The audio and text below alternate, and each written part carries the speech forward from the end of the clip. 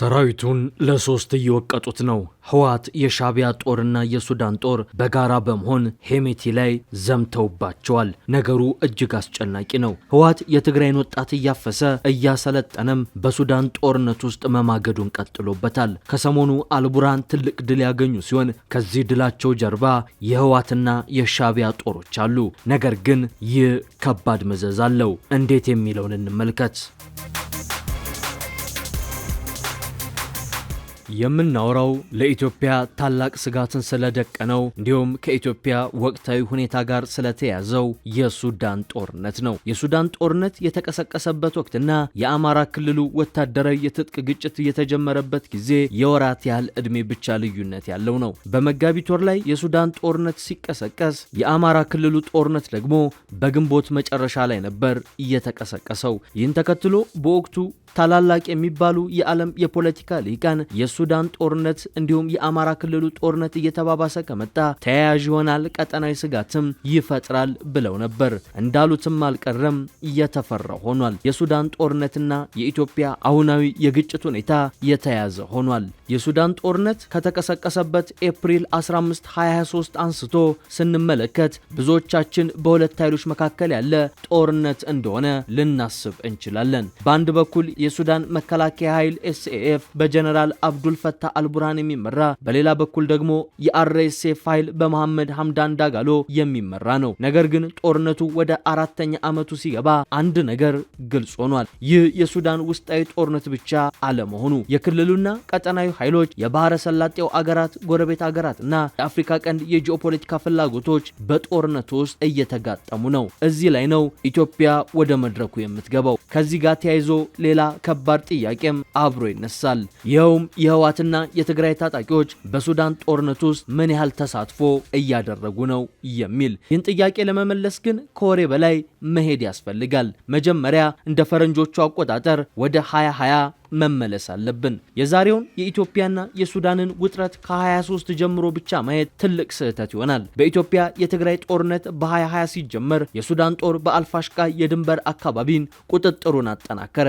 ይህ አካባቢ ለሁለቱም ሀገራት በጣም ወሳኝ ነው። ለመሬት ነው፣ የድንበር ጉዳይ አለ፣ የደህንነትም ጉዳይ ነው። በዚያን ጊዜ ኢትዮጵያ በትግራይ ጦርነት ተጠምዳ ነበር። ሱዳን ደግሞ የድንበር አካባቢውን ለመቆጣጠር እድሉን አገኘች፣ አደረገችውም። ስለዚህ ከ2023 በፊት እንኳን በኢትዮጵያና በሱዳን መንግስታት መካከል የተጠራጠረ የደህንነት ግንኙነት ነበረ። ከዚያ በኋላ የሱዳን ጦርነት ተነሳ እና እዚህ ላይ የቀድሞ የትግራይ ጦርነት ቅርስ እንደገና ይመለሳል። ሌላው የብልጽግናው መንግስት ፍላጎት ነው። የኢትዮጵያ መንግስት በይፋ የሚናገረው አቋሙ ግልጽ ነው። በሱዳን የሚካሄደው ጦርነት በውይይት መፍትሄ ሊያገኝ ይገባል የሚል ነው። ኢትዮጵያ ሱዳን ሰላም እንዲያገኝ እንደምትፈልግ በይፋ ትገልጻለች። ነገር ግን በጂኦፖለቲካው ዓለም የመንግስትን ይፋዊ ንግግር ብቻ ማየት አይበቃም። ጥያቄው ኢትዮጵያ ከማን ጋር ትቀራረባለች የሚል ነው። ኢትዮጵያና ዩናይትድ አረብ ኤምሬትስ የጠበቀ ግንኙነት አላቸው። ዩኤኢ ደግሞ በሱዳን ጦርነት ውስጥ አርኤስኤፍን በመደገፍ ትከሰሳለች፣ ትደግፋለችም። አቡዳቢ ግን ይህንን ክስ ደጋግማ ነው የምታስተባብለው። የኢትዮጵያና የዩኤኢ ግንኙነት ግን ከዚህ በጣም የጠነከረ ነው። ይህ ደግሞ ኢትዮጵያ ከአርኤስኤፍ ጋር በቀጥታ ተባብራለች ማለት ባይሆንም አዲስ የጂኦፖለቲካ ጥያቄን እንዲሁም ጥርጣሬዎችን የሚፈጥር ጉዳይ ነው። የኢትዮጵያ መንግስት አርኤስኤፍን እየደገፈ ነው የሚለው ክስ እየከበደ የመጣው ከፈረንጆቹ አዲስ ዓመት 2026 አንስቶ ነው። ሮይተርስ የዜና ወኪል በፌብሩዋሪ 2026 ያወጣው ሪፖርት ኢትዮጵያ በቤኒሻንጉል ጉሙዝ ከሱዳን ድንበር አቅራቢያ አርኤስኤፍ ተዋጊዎችን ለማሰልጠን የሚያገለግል ሚስጥራዊ የስልጠና ካምፕ እየገነባች ነው ሲል ነበር የዘገበው። ሮይተርስ የሳተላይት ምስሎችን፣ የደህንነት ሰነዶችንና ሌሎች ምንጮችን በመጠቀም ካምፑ በ2025 ከፍተኛ መስፋፋት እንዳሳየና በሺዎች የሚቆጠሩ ተዋጊዎች እዚያ ሊሰለጥኑ እንደቻሉ ገልጿል። ይህ ክስ እውነት ከሆነ የኢትዮጵያ ሚና ከዲፕሎማሲ በላይ ወደ የጦርነት ሎጂስቲክና የወታደራዊ ስልጠና ደረጃ አድጓል ማለት ነው። እናም ይህ በአካባቢው የኃይል ሚዛንን እየለወጠው ነው። ኢትዮጵያ ግን የአርኤስኤፍን ወታደሮች ማሰልጠን የሚለውን ክስ በተደጋጋሚ ታስተባብላለች። በግንቦት 2026 ሱዳን ኢትዮጵያንና ዩኤን ከአንዳንድ የድሮን ጥቃቶች ጋር አያይዛ ክስ ያቀረበች ሲሆን ኢትዮጵያ ግን ውንጀላውን መሰረተ ቢስ ብላ ነበር እያስተባበለችው። አሁን ተመልሰን የቀደሙን ጥያቄ ዳግም እናንሳ። ህወሓት በዚህ ጦርነት ሚናው ምንድነው የሚለውን ነው። እዚህ ላይ ትንታኔው ይበልጥ አስገራሚ ይሆናል። የህወሓትና የሱዳን ግንኙነት ዛሬ ተጀመረ አይደለምና በትግራይ ጦርነት ወቅት የሱዳን ጦርና የትግራይ ኃይሎች የነበራቸው የደህንነት ግንኙነት የዛሬውን ውስብስብ ሁኔታ ለመረዳት መነሹ ይሆናል። ከዚያ በኋላ የተለያዩ ሪፖርቶች የትግራይ ተዋጊዎች ከአልቡርሃን ጦር ጎን በሱዳን ጦርነት ውስጥ ተሳትፏል የሚል ተጨባጭ መረጃዎች ወጥተዋል፣ ክሶችም ይቀርባሉ። በ25 ይህ ክስ ይበልጥ ጎልቶ የወጣ ሲሆን ቻተም ሃውስ በ25 የትግራይ ተዋጊዎች ከአልቡርሃን ጋር በመቆም አርኤስኤፍን እየተዋጉ እንደሆነ የሚያመለክት ሪፖርትን አውጥቷል።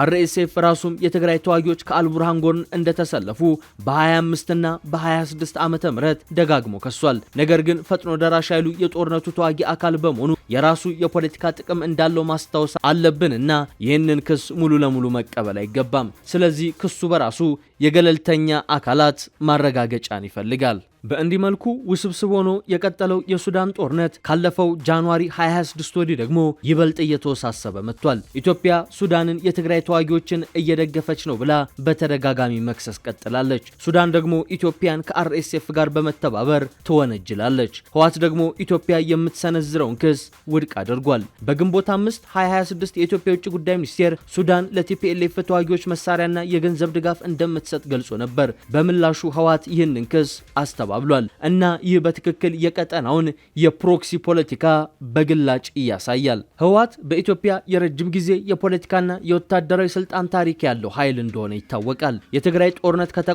በኋላ የሚገባው ትልቁ ኃላፊነት ጦርነትን ከውጭ ወደ ውስጥ እንዳይመልስ ማድረግ ነበር። ማለትም የትግራይ ሰዎች እንደገና ለሌላ ሀገር ጦርነት መሳሪያ አይሆኑም የሚል ግልጽ የፖለቲካ መስመር ማስመር ነበረበት። በተለይ ከሱዳን ጋር የሚደረግ ወታደራዊ ትብብር እየተጠናከረ መምጣቱ ለትግራይ ህዝብ ትልቅ አደጋን ደቅኗል። ምክንያቱም ትግራይ ከኤሪትሪያ ከሱዳን እና ከኢትዮጵያ ፌዴራል መንግስት መካከል የተጨናነቀ የጂኦፖለቲካ ቦታ ስፍራ በመሆኗ አንድ የተሳሳተ ወታደራዊ ውሳኔ ትግራይን ወደ አዲስ ጦርነት ሊገፋት ይችላልና። የሱዳን ጦርነት ጉዳይ ሲነሳ ትችት የሚነሳበት ከላይ እንደጠቀስነው ህወሓት ብቻ ሳይሆን የኢትዮጵያ መንግስት ነው። እዚህ ላይ ትችቱ ከዚህም የበለጠ ከባድ ይሆናል። አንድ መንግስት ጎረቤቱ በደም የተጨማለቀ ሲሆን የሚወስደው የውጭ ፖሊሲ አንድ ዋና መርህ ሊኖረው ይገባል። እርሱም የሱዳን ህዝብ የራሱን መንግስት በራሱ ይወስን የሚል። ኢትዮጵያ ይህንን በይፋ ብትናገርም በተግባር ግን ከአርኤስኤፍ ጋር የሚያገናኟት ሪፖርቶች እየበዙ ነው። ይህን ተከትሎ ታዲያ መንግስት ለህዝብ ግልጽ ምላሽ መስጠት አለበት የሚሉ ትንታኔዎች እየቀረቡ ነው። ኢትዮጵያ በሱዳን ጦርነት ውስጥ ከማን ጎን ነው የቆመችው? አርኤስኤፍን ትደግፋለች ወይንስ አትደግፍም? የአርኤስኤፍ ተዋጊዎችስ በኢትዮጵያ እየሰለጠኑ ነው ወይንስ አይደሉም? ዩኤኢ በኢትዮጵያ የምትጠቀምበት የወታደራዊ ሎጂስቲክ መስመር አለ ወይንስ የለም? እነዚህ ጥያቄዎች በዝምታ ሊታለፉ የማይችሉ ወሳኝ ጥያቄዎች ናቸው። ነገር ግን ጉዳዩን ከዚህ ሰፋ አድርገው የሚመለከቱ የፖለቲካ ሊቃን እንደሚሉት ከሆነ ኢትዮጵያ ሶስት ትልልቅ ጉዳዮችን ትመለከታለች በሱዳኑ ጦርነት ይላሉ።